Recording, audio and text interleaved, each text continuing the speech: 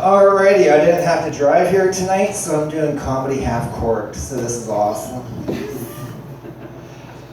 I actually had a set, but then we had the week that we had, so I don't know, between Puerto Rico and Las Vegas, those are kind of tragedies you can't joke about. I hate country music as much as the next guy, but you know.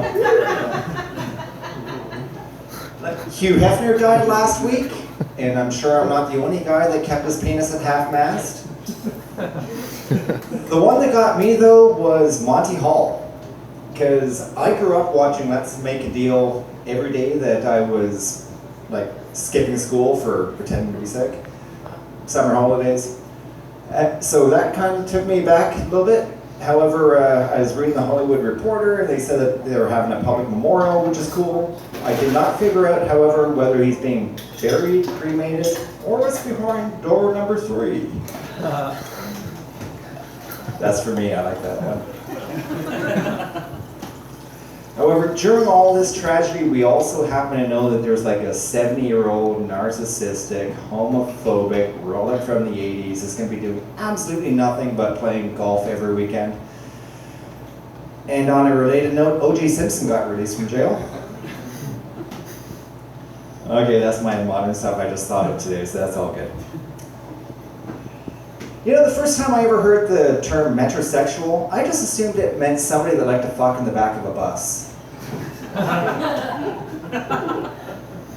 was hoping for that response. I got that last night at the open mic at Walmart. It was going awesome. It was going absolutely awesome until security took away the intercom. But oh well. So I was eating pussy the other night. Just kidding. I've actually been single long enough to be able to tell you there's nothing like the smell of bacon in the morning to remind a guy to invest in proper lube. Hell, I can tell you that I sometimes use ketchup every 28 days just to make myself feel like I'm in a relationship. And if I were to be honest, I can tell you that I don't use condoms. I should properly rephrase that. I'm never given the opportunity to use condoms. I did actually just hear back from the woman I took out last week. Nice. Sure, it was a restraining order, but you know, baby steps. It's just nice to know somebody's thinking about me.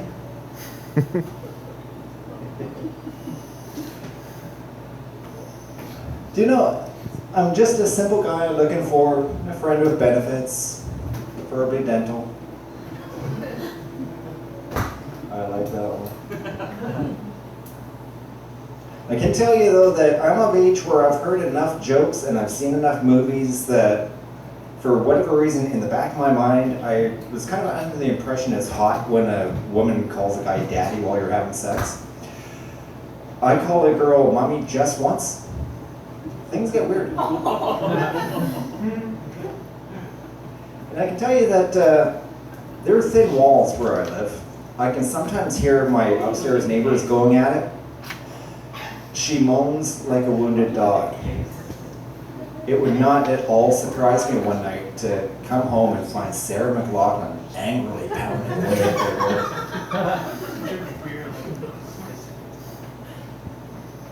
One second. Right through. So I finally met my biological stepdad.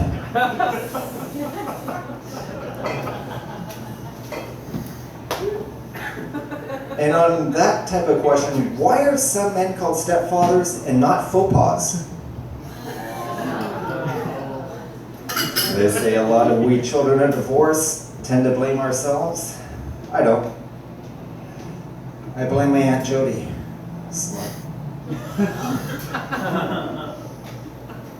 So I am 45, and I can tell you that at my age, internet dating absolutely sucks.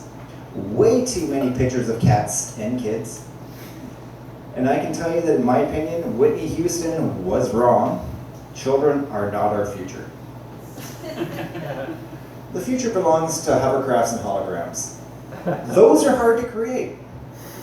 My son was conceived on a quad of acid while a VHS copy of The Song Remains the Same played on a 14-inch television in the corner of my mom's basement. So yes, I was married and divorced, way too young. However, it did teach me a couple very important relationship rules.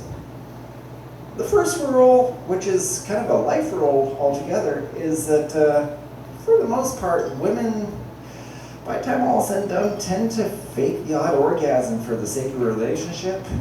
Men tend to fake the relationship for the sake of the orgasm. And I also discovered that when your prudish partner, just out of the blue, tells you that she wants you to turn off the light because she's feeling adventurous, wants you to put it in her arse, first of all, take this slow. And most importantly, allow the light to cool off first before you attempt to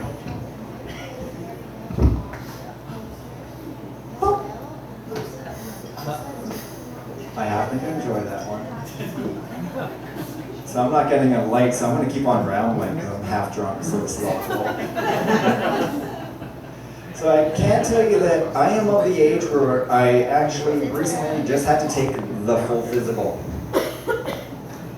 I wasn't too concerned about this though, because I can tell you that up until a little while ago, I actually had the body of a man half my age.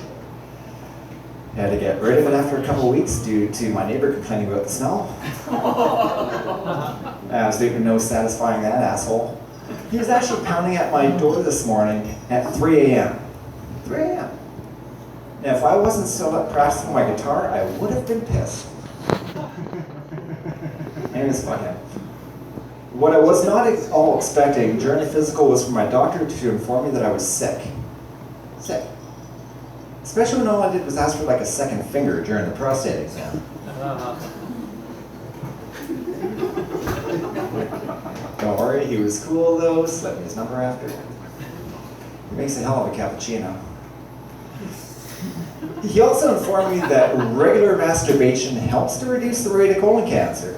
And I was thinking, like, we need an excuse. For this, I am a child savant. Like when I was about yay high, I accidentally walked into my mom's ex, tugging one out. And we made eye contact. However, he was able to completely defuse the situation immediately by telling me not to worry, it's natural, I'd be doing the same thing soon enough. After all, his arm was getting tired.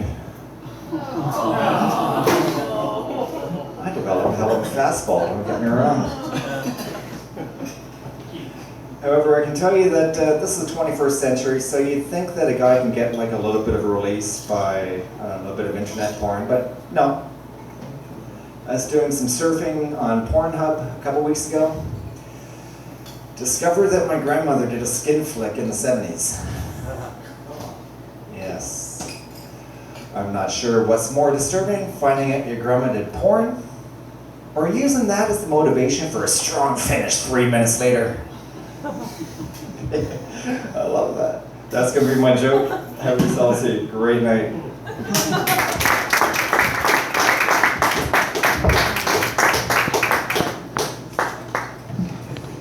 Keep it going for John Tate, everybody. Who's planted an image in our minds tonight. And his grandma, she was awesome. She was incredible. Yeah. So, hey, we're going to keep it.